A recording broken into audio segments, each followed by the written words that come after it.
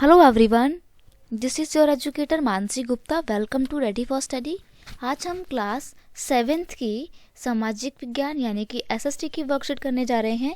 जी आपकी सामाजिक विज्ञान का कार्यपत्रक यानी कि वर्कशीट 38 है और इसकी डेट है 22 दिसंबर 2021। ठीक है, तो यहाँ पर आपको अपना नाम लिखना है, यहाँ पर आपको अपने टीचर का नाम लिखना है जो आपको सामाजिक विज्ञान पढ़ाते हैं, फिर आपको आपकी वर्कशीट स्टार्ट करनी है। अभी आपको पता है हम आपकी वर्कशीट में आपकी जो इतिहास की किताब है उसका पाठ नंबर 8 पढ़ रहे हैं, ईश्वर से अनुराग। ठीक है, तो अभी तक हम शंकरा के बारे में पढ़ चुके हैं, अद्वैतवाद के सिद्धांत के बारे में पढ़ चुके हैं, वीर शैव, दादू और नाथपंथी, योगी, सिद्धि, महाराष्ट्र के संत, सूफी संतों के बारे में, इन सब के बारे में पढ़ चुके हैं। ठीक है, तो आज हम क्या पढ़ेंगे, आज हम पढ़ेंगे आपके शंकर देव के बारे में और कबीर जी के बारे में। ठीक है, प्यारे बच्चों, कार्यपत्रक में हमने भक्ति आंदोलन के कुछ संत जैसे कि तुलसीदास, सूरदास, रविदास, दादू दयाल और मीरा के बारे में जाना। आइए आज हम शंकर देव और कबीर के बारे में जानते हैं। ठीक है, तो देखो शंकर देव जो हैं, स्थान और समय यानी कि उनका जन्म जो है वो असम में हुआ था 15वीं शताब्दी के आसपास। ठीक है, स्पेसिफिक कोई डेट याद नहीं है, मतलब लिखी नहीं गई है। ठीक है, उन्होंने विष्णु की भक्ति पर बल दिया था। किसने? शंकर देव ने विष्णु की भक्ति पर बल दिया था।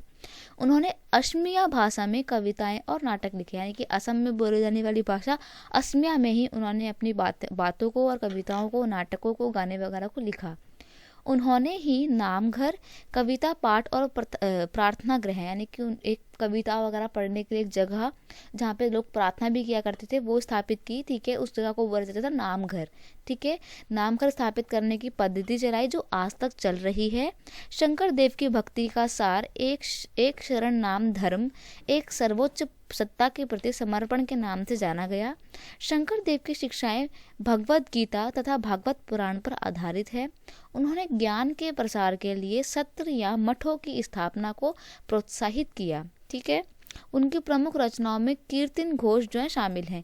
अब आपसे पेपर में पूछ भी सकता है कि शंकर देव की प्रमुख रचना कौन सी है, तो आपको बताना है कीर्तन घोष। ठीक है, और जो उनके विचार थे वो किसके ऊपर आधारित थे? भगवत गीता या भागवत पुराण से संबंधित थे। ठीक है, उन्होंने मठों की स्थापना को भी काफ़ी प्रोत्साहित किया था। अब देखो, अब हम बात करेंगे कबीर जी की। कबीर की साखियाँ तो आपने अपनी किताब में भी पढ़ी होंगी, हिंदी की किताब में बहुत देखने को मिलती हैं ये। ठीक है, कबीर तो काफ़ी जाने माने संत हैं जिनके बारे में आपने ज़रूर सुना होगा, पढ़ा होगा। इनका जन्म जो है, ये तो पता है कि ये जुलाहे के घर में इनका जन्म, मतलब इनका पालन पोषण हुआ था, तो ये मुस्लिम माने जाते हैं, लेकिन इनका जन्म एक हिंदू परिवार में हुआ था, ऐसा भी सुनने में आता है। ठीक है, स्थान और समय इनका क्या है? बनारस में इनका जन्म हुआ था 15वीं से 16वीं शताब्दी के आसपास। ठीक है, ऐसा कहा जाता है कि जब इनकी मृत्यु हुई, मतलब जिस समय इनकी मृत्यु हुई थी उस समय औरंगजेब का जन्म हुआ था। ऐसा बहुत बड़ी डेट में देखने को हमारे को मिलता है। ठीक है, उनकी साखियों और पदों का विशाल संग्रह है जिसमें उनके विचारों की जानकारी मिलती है। मतलब उन्होंने साखियों और पदों के माध्यम से अपने विचारों को व्यक्त किया है।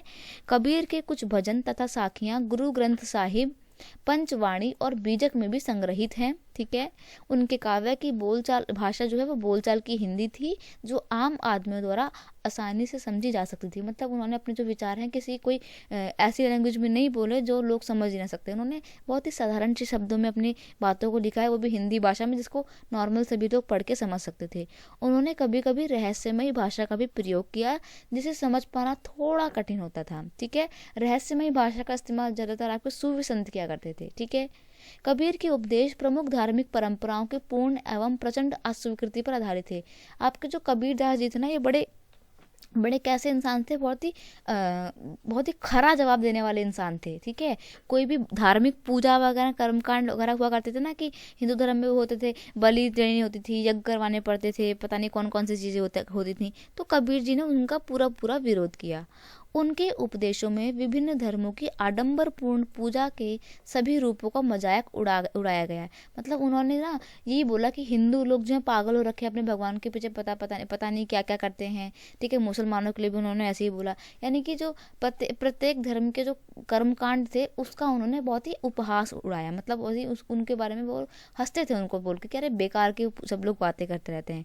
कबीर निराकार परमेश्वर में विश्वास करते थे। वो कहते थे कि भगवान की पूजा करो, लेकिन ऐसे भगवान की जिसका कोई आकार नहीं है, यानी कि वो मूर्ति पूजा के सख्त खिलाफ थे।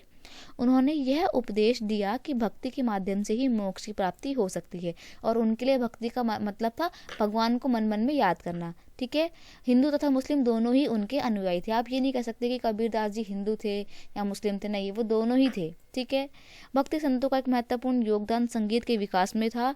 बंगाल के जयदेव ने संस्कृत में गीत गोविंद की रचना की, जिसमें हर गीत एक विशेष राग और ताल में रचित है। संगीत पर इन संतों की एक महत्वपूर्ण प्रभाव भजन कीर्तन आदि का प्रयोग था। इन गीतों ने मनोभावात्मक अनुभवों को बल देते हैं, जनमानस को ज़्यादा आकर्षित करते हैं। यानी कि भक्ति संतों से संबंधित जितने भी संत हैं, सब लोगों ने गीत वगैरह लिखने पर काफ़ी जोर दिया।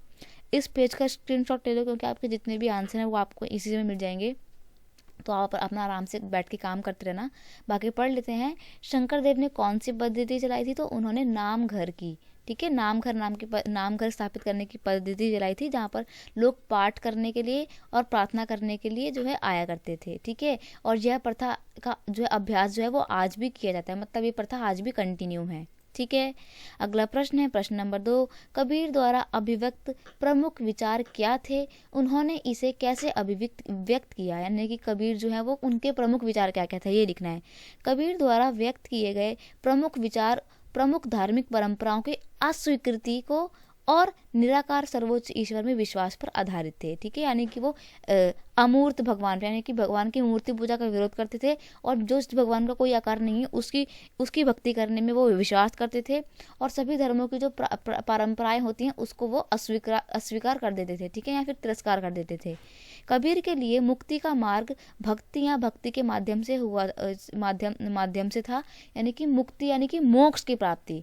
अगर किसी को मोक्ष प्राप्त करना है तो भक्ति का मार्ग अपनाने का वो अपनाने की सलाह दे देते थे। उन्होंने अपने विचारों को साखियों और पद्य नामक छंदों के माध्यम से व्यक्त किया। ठीक है, गीत गोविंदा की रचना किसने की थी? तो गीत गोविंद की रचना जो है वो जयदेव ने की थी।